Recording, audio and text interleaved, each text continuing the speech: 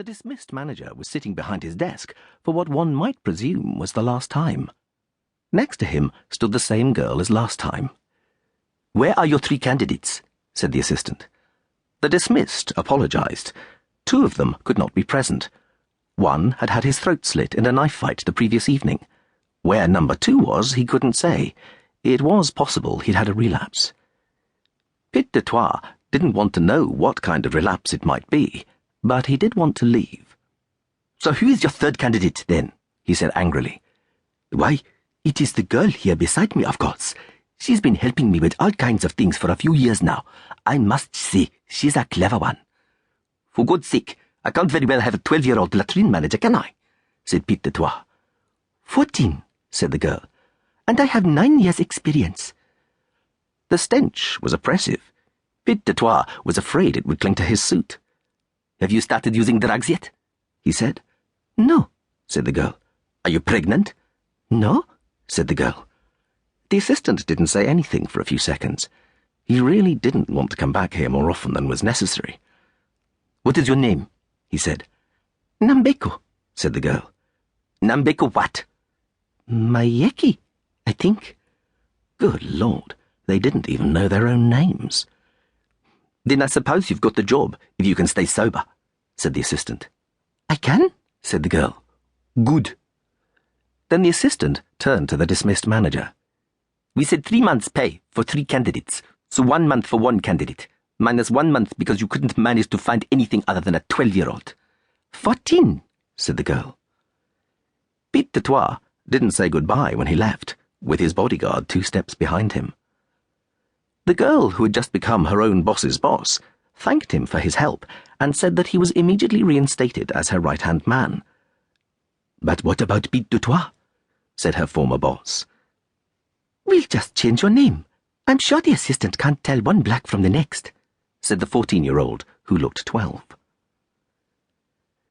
The newly appointed manager of latrine emptying in Soweto Sector B had never had the chance to go to school. This was because her mother had had other priorities, but also because the girl had been born in South Africa, of all countries. Furthermore, she was born in the early 1960s, when the political leaders were of the opinion that children like Nombeko didn't count. The Prime Minister at the time made a name for himself by asking rhetorically why the blacks should go to school when they weren't good for anything but carrying wood and water. In principle, he was wrong, because Nombeko carried shit, not wood or water. Yet there was no reason to believe that the tiny girl would grow up to socialize with kings and presidents, or to strike fear into nations, or to influence the development of the world in general. If, that is, she hadn't been the person she was. But of course, she was. Among many other things, she was a hard-working child. Even as a 5-year-old, she carried latrine barrels as big as she was. By emptying the latrine barrels, she earned exactly the amount of money her mother needed in order to ask her daughter to buy a bottle of thinner each day.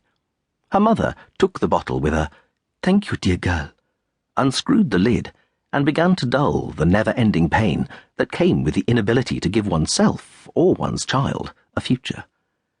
Nombeko's dad hadn't been in the vicinity of his daughter since 20 minutes after the fertilization.